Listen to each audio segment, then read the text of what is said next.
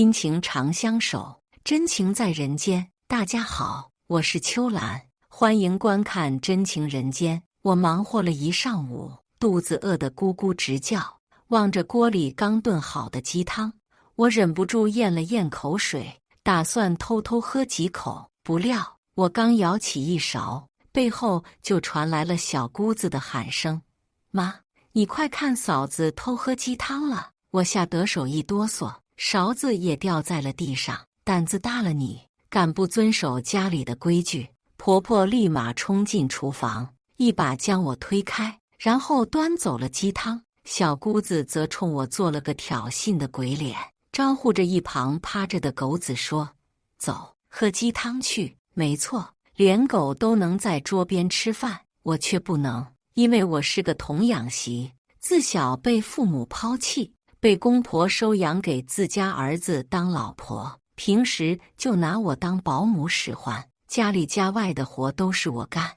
打零工赚的钱也要上交。老公还在外养了小三儿，之前被我发现了，我大闹一场，想让婆婆给我做主，反倒挨了婆婆一顿骂，说什么男人三妻四妾很正常，我只是个童养媳，能有名分就不错了。至于小姑子，虽然大学毕业了，但没有出去找工作，成天窝在家里，睡到日上三竿，和婆婆一样对我呼来喝去，平时喝水都要我送到房间，就连洗脚都要我帮忙，而她自己只顾打游戏。我虽然念收养之恩，但这日子过得实在太憋屈了。我想过离家出走，但身份证被婆婆握着，到外面恐怕连个工作都找不到。就在这时，手机震动，医院给我打来电话：“喂，你好，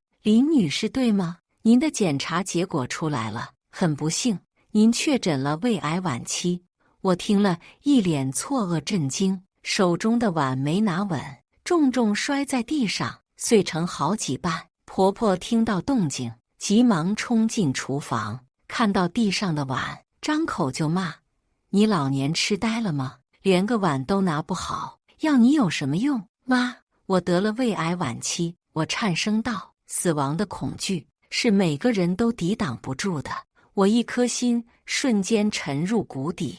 本以为会得到一句安慰，但婆婆压根不信，骗鬼呢！我看你是不想干活，瞎编的理由。如果你真得了胃癌，那就死外边，我们家不养病号。婆婆翻了个白眼，根本不信我得了绝症。嫂子，你这点小把戏我都玩腻了，幼不幼稚啊？想偷懒就直说呗。切！小姑子也跟了过来，对我一通冷嘲热讽。本就心情糟糕的我，彻底绷不住了，长久积压的愤怒在这一刻爆发。你们凭什么欺负我？这些年我任劳任怨，难道还不够偿还收养之恩吗？我得胃癌，就是被你们折磨的。我说完，不顾婆婆和小姑子震惊的目光，哭着冲出了家门。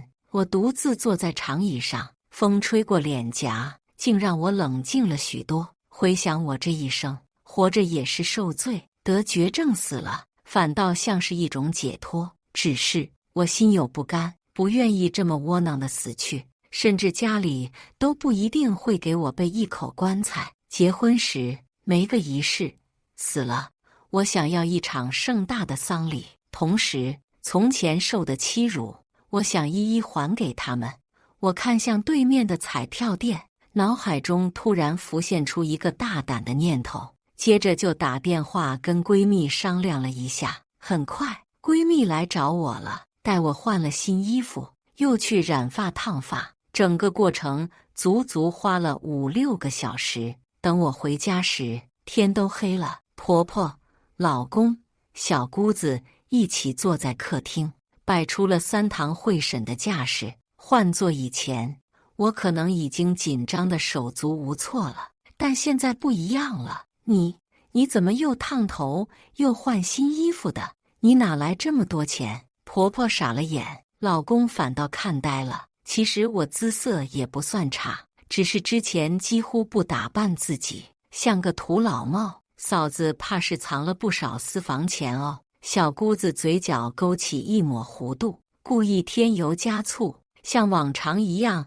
等着看好戏。我花自己的钱，关你们什么事儿？我昂首挺胸地走过去，拿起桌上一块抹茶蛋糕就吃了起来。你反了，妈，哥，你看看他！小姑子瞪大了眼睛，急忙向我婆婆和老公告状，压根没想到我敢吃她最喜欢的抹茶蛋糕。不得不说，这味道真不错，毕竟平时我跟闺蜜在一起时，才能改善伙食，吃些这类东西。造反啊你！看来你以前那温顺窝囊的样子都是装出来的。婆婆一皱眉，冲我老公使了个眼色道：你愣着干什么？还不赶紧收拾他！言下之意是要给我一顿胖揍。老公非常听话，起身就要动手，但我直接拿起一杯水泼在老公脸上，怒道：你敢动手，我就报警，坐在你们公司门口闹腾。说完，我起身就往卧室走去。至于桌上的碗筷，谁爱刷谁刷，地板谁爱拖谁拖，都与我无关。你们再不管他，他都要骑在我们脖子上拉屎了。小姑子嘟囔了我一声，愤愤地回了房间。我则听到婆婆和老公在后边嘀咕，说我今天怎么变了性子，是不是突然赚了大钱之类的。这也是我想要的效果。如果我没猜错，老公马上就得打电话给我闺蜜打探消息。没过多久，老公进了卧室，坐在床头，轻声对我说：老婆，我听你闺蜜说了，你得了胃癌，情绪才那么不稳定。你放心，我们家会好好照顾你的。语气温柔，完全不像平时大吼大叫，动不动就打骂我的样子。这个态度我从没见过，毕竟他从小就不喜欢我，觉得我是个外人，不配得到他的照顾。记得初中时，有次我看他被人欺负了，急忙上去帮忙，可他却一跑了之，将我扔在那，挨了几个坏孩子的欺凌。若非老师及时赶到，我裤子都要被扒下来了。那时公公还在，听老师讲完经过，把我老公狠狠揍了一顿。婚后更不用说，纯粹拿我当发泄工具，也没给我买过一件小礼物，一支玫瑰花。如今老公态度这般好，无非是从闺蜜那听说我中了彩票，活不长了，还立了遗嘱，离婚要分割财产。可一旦有遗嘱，钱随便给谁都行。以婆婆和老公的势利劲儿，自然要哄我开心。老婆，你今天这身真漂亮。老公呼的一笑，竟是把手伸进了杯子里，顺着我的大腿慢慢往上摸索。别碰我！我甩开他的手，心想，果真是个人渣。我都胃癌了，还想着那种事儿？那你好好休息，我今晚睡沙发。老公挠头尴尬一笑，转头走了。换做以前，我如果敢这样态度冷淡，绝对要挨他几个巴掌。而且他还逼我在床上喊一些乱七八糟的词儿，以满足他的癖好。第二天早上，我起来对着镜子化妆，听到厨房叮里咣当一阵响，又闻到一阵糊味，不由得一笑，肯定是婆婆在做饭。我化好妆走出卧室时，正看见小姑在吐槽我婆婆：妈，您这是什么黑暗料理？我吃完不得进医院洗胃啊？为什么不让这个闲人去做？你受累不讨好干什么？小姑说着说着，看见我了，立刻将矛头对准我：家里还有比你更闲的吗？我笑着反问一句，再瞥眼桌上那2叠黑炭，终是绷不住笑出了声。婆婆一脸难堪，手中筷子微微颤抖，也是无从下手。我是亲生的，你就是个童养媳，能跟我比吗？小姑子蹭地站起来，指着鼻子教训完我，又命令道：现在去给我收拾房间，顺便帮我把衣服洗了。我一听，当场捂住肚子，扶着沙发道：哎呦哎呦，胃疼死了！婆婆扔了碗筷，赶紧翻出止疼药，跑到我身边，关心道：“好儿媳，快吃粒药。”这一声好儿媳，我听得反胃，只觉得婆婆无比虚伪。之前我勤勤恳恳地伺候这一家子，都没能换来一声好儿媳，反而天天挨骂。如今装作有钱，立刻就变成好人了，也是够讽刺的。妈，她是装的，你怎么能信？小姑子在一旁大声地道：“闭嘴！诊断通知书都下来了，怎么可能是装的？婆婆第一次帮我说话，就算她得胃癌，那又怎么样？本来就是我们家的童养媳和佣人，死就死了，你这么关心她干什么？”小姑子气坏了，一脸的不高兴：“放屁！怎么跟你嫂子说话呢？没大没小的，我看你是在家闲的，有这时间把地拖了。”婆婆逮着小姑子一顿骂，只见小姑子那张脸青一阵儿紫一阵儿的，别提多难看了。最后小姑子撂下一句老妖婆，扭头回卧室了。我看这对母女互骂，心里别提多爽快了，简直比看春晚还精彩。毕竟曾经都是他俩合起伙来对我一通骂，什么地没拖干净，什么饭太热了，总能找到一堆理由。好儿媳，你别多心，这丫头八成没睡醒，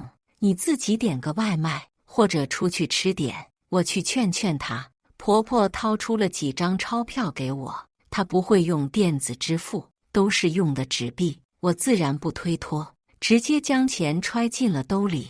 但显然婆婆没料到我会真收，当场愣在了原地，过了10多秒才缓过神来，尴尬地去了小姑子房间。我则拎着包出门了，去附近买了平时自己舍不得吃的肉包和驴肉火烧。虽然精神上十分满足，但身体可是承受不住的，毕竟胃癌可不是闹着玩的，又怎能随意胡吃海喝呢？于是我随便逛了逛，享受着自由的空气，却意外碰见了老公。此时他面带春风笑意，牵着一个高挑女人的手，刚从首饰店里出来。那女人我认识，还到家里吃过饭，是被婆婆认可的小三柳飘飘。换做以前，我肯定避之不及，害怕被嘲讽。如今我心态转变，非但不躲着，反而径直走了过去，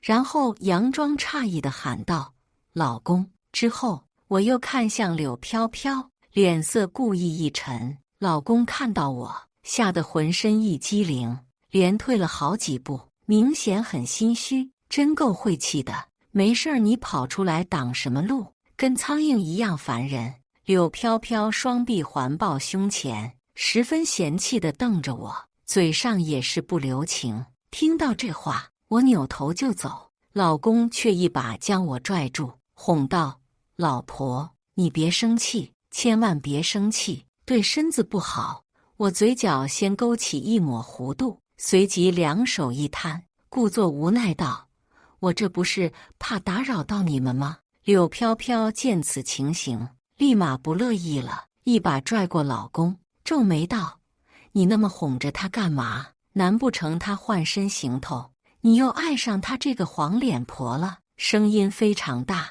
引起了不少人的围观。我知道柳飘飘是故意的，想让我难堪，索性我也豁出去了，冷笑道：“那也总比你这个第三者好。我有结婚证，你有吗？我们是合法夫妻，你是吗？当小三还好意思到处避避，家里人没教你什么是脸面吗？”听到我这么一说，周围的人开始对柳飘飘指指点点。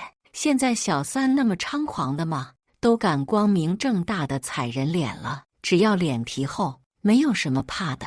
柳飘飘压根没想到我敢反驳，还以为我会像以前那样忍气吞声，此刻气得脸色煞白，上来就要揪我头发，但我向后一躲，没让他得逞。老公也赶紧拦在我们中间，冲柳飘飘说道：“别闹了，多丢人啊！你居然嫌我丢人了？以前你都是说这个黄脸婆丢人的。”柳飘飘双手一叉腰，逼问老公道：“今天你必须当着大家的面选一个，到底是选我还是选他？”柳飘飘抬手指着我，胸脯挺得很高，也很有自信，似乎觉得老公一定会向着自己，却不知今时不同往日，也低估了老公的贪婪。老公脸色逐渐阴沉，犹豫几秒，转身就给了柳飘飘一巴掌，破口大骂道：“都是你勾引我的，我都说了多少次不要联系了，非要缠着我，还好意思跟我要金手镯？拿来吧你！”老公说着话，一把抢过柳飘飘的金手镯，转而塞给了我。柳飘飘整个人呆若木鸡，周围人都嘲讽柳飘飘是个贱骨头，人品不检点，甚至还有吐口水的，这让柳飘飘无地自容，红着脸跑了。我暗暗一笑，可算出了口恶气。老公带我回了家，随即就看到婆婆在那拖地，而小姑子靠在沙发上玩游戏。哥，你咋就这么信她中了彩票？万一是假的呢？谁知道这个女人肚里装了什么坏水儿？小姑子立刻跳下来质疑我，瞬间老公和婆婆脸都黑了，纷纷朝小姑子投去冰冷的视线。小姑子也头次碰见这种场景，整个人都蒙圈了，吓得往后一退，但旋即又嘴硬道：“除非他拿出证据来，否则我是不信的。”我心想，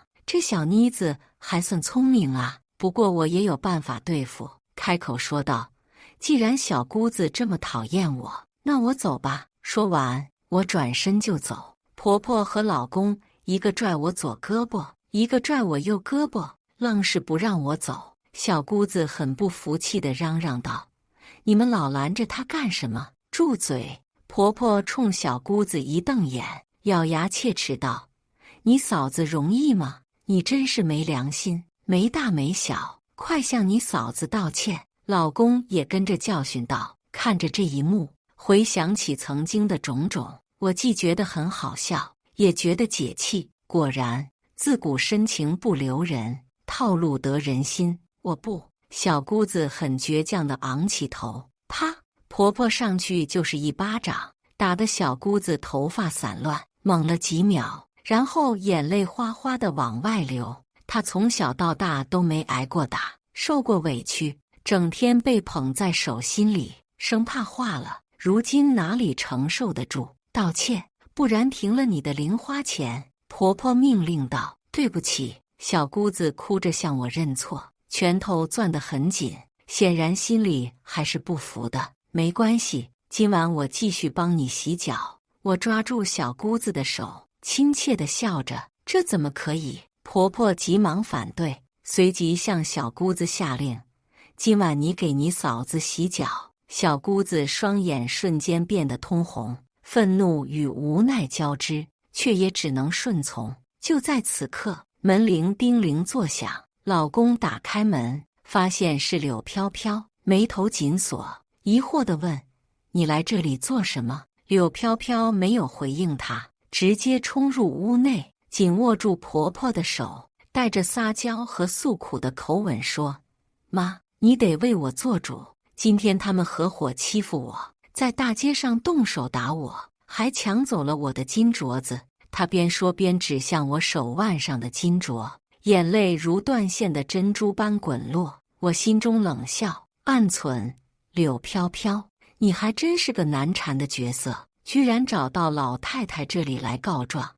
我倒想看看老太太会不会为你出头。婆婆迅速甩开柳飘飘的手，冷淡地说：“你是谁？为什么突然闯进来？小心我告你扰民！”柳飘飘愣住了，好一会儿才回过神，指着自己说：“妈，我是柳飘飘，你的儿媳妇啊，我们以前一起吃饭那么多次。”事实上，柳飘飘说的没错，以往她一个月要来家里10多次，排挤我，嘲笑我，而我还得为她做饭，她则理所当然地睡在我的床上，把我赶到沙发上，每次回想起他那得意的笑容，我就感到愤怒。走开，别在这里捣乱！婆婆推开柳飘飘，快步走到我身边，握住我的手说：“我只有一个儿媳妇，你从哪里来就回哪里去。”说完，她疯狂地向我老公使眼色。老公点点头，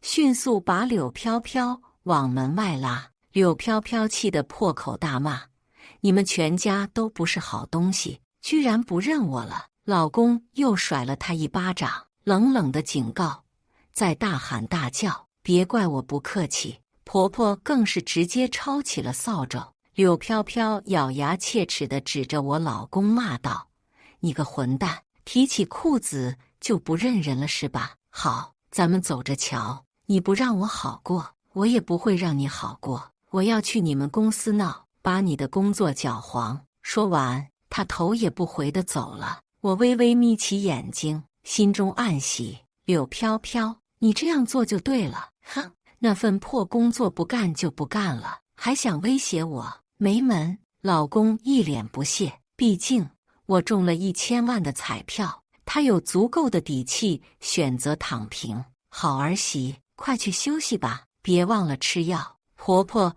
对我热情地笑着，但我只觉得她的笑容虚伪，像是盯着我的钱袋。尽管我实际上并没有多少钱。睡前，小姑子低着头端来一盆热水，好声好气地说：“嫂子，洗脚。”我把脚伸进盆里，又迅速抬起，惊呼：“哎呀，烫死我了！”小姑子的脸色一变，愤怒的目光几乎要瞪出来，但实际上我是故意喊的。这与小姑子以前对待我的行为相比，根本不算什么。记得有一次，她玩游戏输了，愤怒的一脚踢翻了洗脚盆，水溅了我一身，然后还向婆婆告状，说是我弄洒的。紧接着，外面传来婆婆的骂声：“死丫头，不知道加点凉水吗？烫伤了你嫂子怎么办？”小姑子虽然气愤，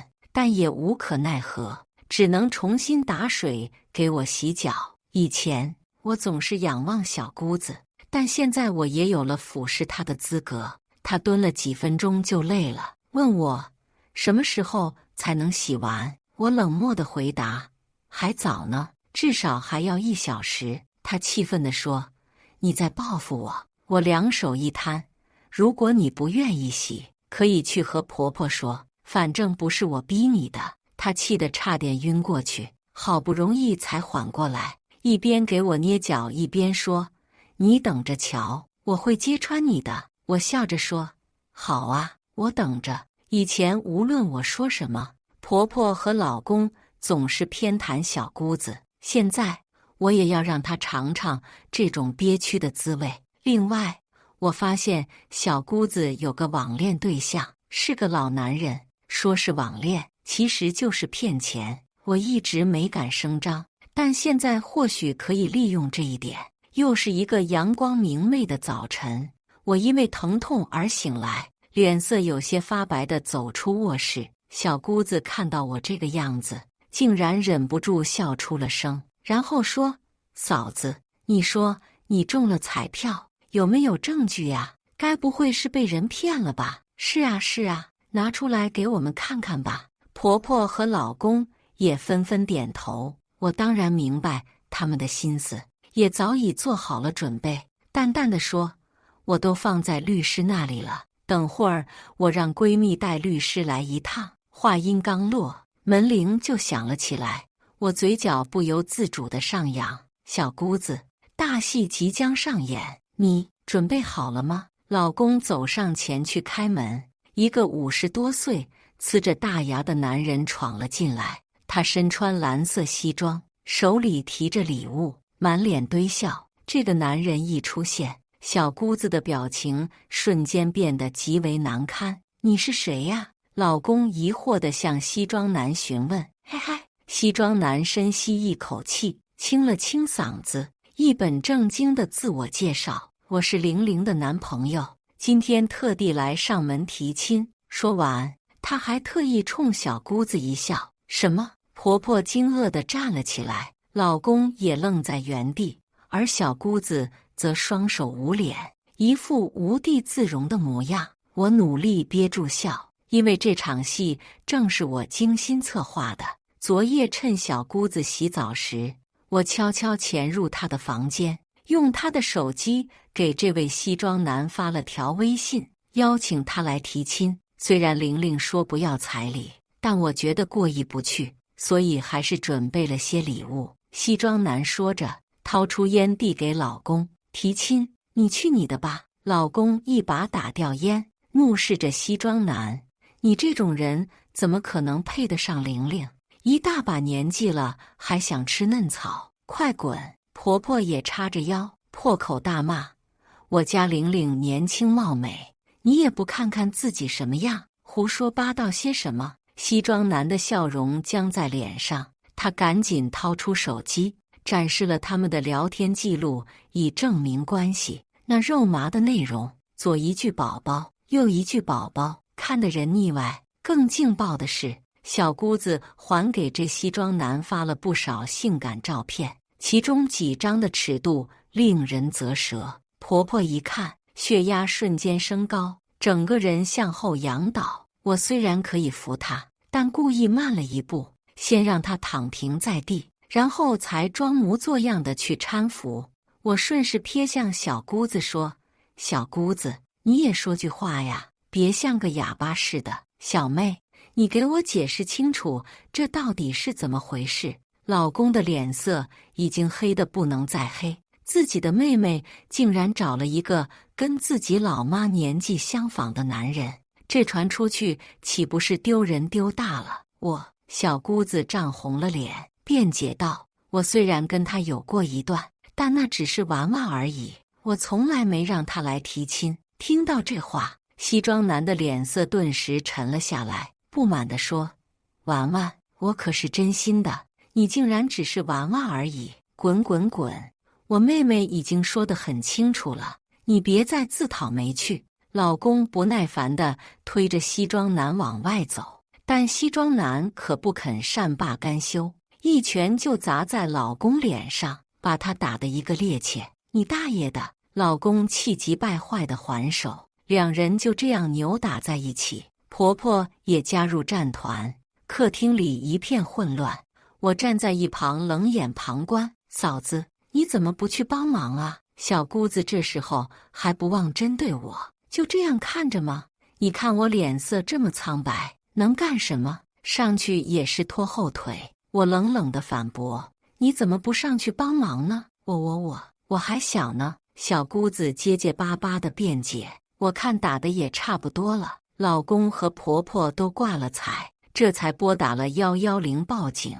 警察很快赶到，控制住局面，并把我们全部带去警局问话，接受调查。警方最初打算进行调解，但婆婆和公公却想趁机讹西装男一笔钱，这彻底激怒了西装男，他决定要追究小姑子的法律责任。警方调查发现，在短短1年内，小姑子以各种名义花了西装男近20万，并一直给他画大饼。然而，这些还不足以定罪。直到警方在小姑子的手机里发现了她与其他人的聊天记录，她在聊天中明确表示，跟西装男在一起就是为了骗钱，并得意地称自己为超级诈骗犯，还嘲笑警察根本抓不到他。这样一来，事情就变得无法挽回了。面对这样的证据，老公和婆婆后悔莫及。他们再去求西装男时，对方根本不理会他们。小姑子哭得泪流满面，但我心中却毫无波澜，因为这一切都是她自作自受。当天下午，我闺蜜带着朋友来帮我演了一出戏，他们假装向我借钱几十万，但被老公和婆婆拦了下来。闺蜜装作生气地离开，我心里却暗自高兴。她的演技真是太棒了，这次老公和婆婆应该不会再有任何疑虑了。第二天，老公去上班没多久就垂头丧气地回来了。我和婆婆一问才知道，原来是柳飘飘去公司大闹了一场。她堵在公司大门口，看见老公就立刻上前撒泼打骂。她大声嚷嚷着老公是个渣男，明明有老婆还睡了他，并承诺会跟他在一起，却又把他甩了等等。她甚至还寻死觅活的闹腾说不想活了。这么一来二去的折腾，让老公在公司的形象彻底毁了。领导担心柳飘飘会天天来闹腾，影响公司运营，所以直接把老公开除了。对此，我当然是乐见其成的，毕竟之前我也找了份工作，想要独立自主，谁成想却被婆婆去大闹一场，导致我被开除。如今这也算是一报还一报了，不过老公倒是挺坦然的，脸上没有一丝惊慌之色，大概是因为有我这个钱袋子在吧。昨夜我无意间听到老公和婆婆在屋内窃窃私语，玲玲这孩子会被判多久啊？她的人生是不是就这么毁了？婆婆忧心忡忡地问道。老公轻笑一声，回答道：妈，您别担心，咱们家不是还有棵摇钱树吗？只要他一闭眼，那1000万的遗产就是咱们的了。到时候玲玲出狱后也不用工作。婆婆闻言顿时喜笑颜开，对对对，看我这记性，怎么把这么重要的事给忘了？只是委屈玲玲得先在里头待一段时间了。委屈？我在门外冷笑，这个词从婆婆口中说出，只让我觉得讽刺。玲玲是人，难道我就不是吗？我过去受的苦难，难道就不算委屈？玲玲自作自受，他们却为她叫屈，真是双重标准。日子一天天过去，我虽然享受着把老公和婆婆当作丫鬟使唤的快乐，但身体却每况愈下，止疼药已经失去了效用。某个深夜，剧烈的疼痛让我辗转反侧，他们急忙将我送往医院。为了那位公布的遗嘱，他们可不敢让我轻易离世。他们不惜重金为我安排了一间特殊病房，轮流照料我，只为博取我的欢心。婆婆抓着我的手，含泪问道：好儿媳，医生说你的日子不多了，你还有什么心愿吗？告诉妈，妈会尽全力满足你。老公也眼眶发红，附和着婆婆的话。心愿？我喃喃自语，然后缓缓道：我想去看看思归。他们二人一愣，沉默了几秒后，才点了点头。思归是我怀的第一个孩子，也是唯一一个。他尚未出生就离我而去，因为老公在外受气后回家拿我撒气，一脚踹向我的肚子。那时我已怀孕7个月，最终不得不引产。自那以后，我便再也无法生育。我为他在墓地立了碑，取名思归，时常去看望他，向他倾诉心中的秘密。然而老公和婆婆却从未踏足过那里。望着墓碑上思归的名字，我泪流满面，想要站起身去触摸那冰冷的石碑，但虚弱的身体已经无法支撑我站起。婆婆环顾四周，有些心神不宁地说：咱们看完就走吧，这里阴森森的。老公也显得有些心虚。我心中冷笑，原来他们也会害怕，但这还不足以让他们轻易离开。我坚决地说：你们欠思归一个道歉。他们二人愣住了，婆婆尴尬地笑了笑，试图搪塞过去，但我打断了她的话，态度坚决地要求他们认错。最终在老公的示意下，婆婆才勉强点头。我紧握拳头，命令道：跪下认错。他们瞪大了眼睛，虽然满心不愿，但为了那笔遗产，他们还是屈服了。他们跪在思归的墓前，痛哭流涕地认错。我望着思归的墓，泪水滑落，默默对他说：孩子，妈妈终于把他们带来给你认错了。接下来的几天里，老公和婆婆总是旁敲侧击地询问遗嘱中的财产划分。我告诉他们，财产将全部留给他们，但必须在葬礼之后才能继承。躺在病床上，我能清晰地感受到自己的生命正在迅速流逝。就在这时，我听到了病房外老公和婆婆的窃窃私语。我看他撑不过几天了，咱们终于不用再伺候他了。婆婆抱怨道：“是啊，他一死，咱们的钱就到手了，哈哈哈。”老公忍不住笑出声来。这傻子真以为我们对他好，竟然把财产都留给我们。婆婆也嘲讽地笑了。在他们眼中，我一直都是个傻子，他们认为我不敢反抗。我嘴角扬起一丝得意的笑容，因为我知道他们即将为自己的贪婪付出代价。眼前突然出现了一道白光，我仿佛听到了婴儿的啼哭声。是思归吗？你来接妈妈了吗？我离世后，闺蜜带着律师找到了老公和婆婆，向他们传达了我的遗愿。我希望拥有一个盛大的葬礼，他们为了遗产，自然不会反对借钱，也要办一场风光的葬礼。葬礼上，他们哭得撕心裂肺，尤其是婆婆几次都差点晕厥过去。葬礼持续了整整7天，结束后，我被安葬在了思归的身边。葬礼一结束，他们就迫不及待地想要继承遗产。闺蜜作为见证人也来到了现场。你们确定要继承林女士的所有遗产吗？律师询问他们。当然，老公毫不犹豫地回答。好儿媳的一切都是我们的回忆。婆婆依然装出一副深情的模样。毕竟钱还没到手，他们还不敢暴露自己的真面目。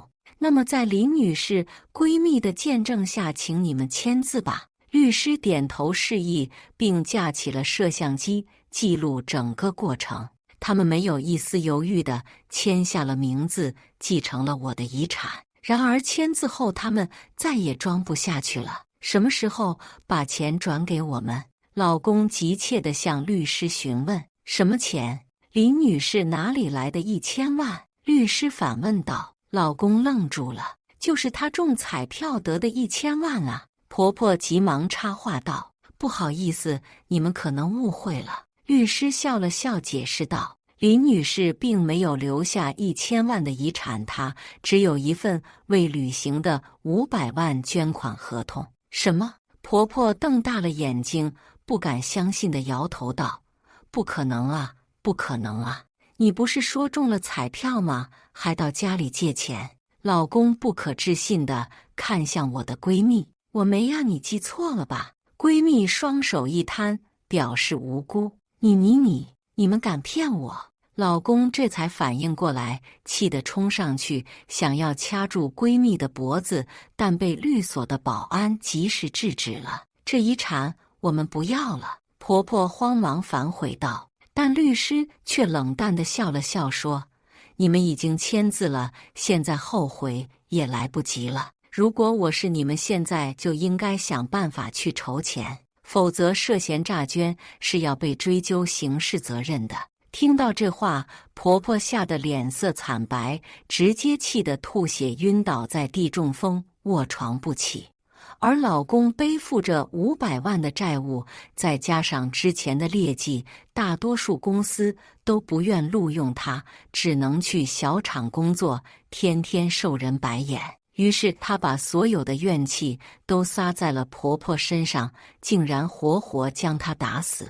最终老公也因此被逮捕入狱。感谢大家的观看，欢迎大家在下方评论区讨论。如果你喜欢这类故事，记得点击订阅《真情人间》，并分享给更多的人，这会对我帮助很大。再次感谢大家的观看。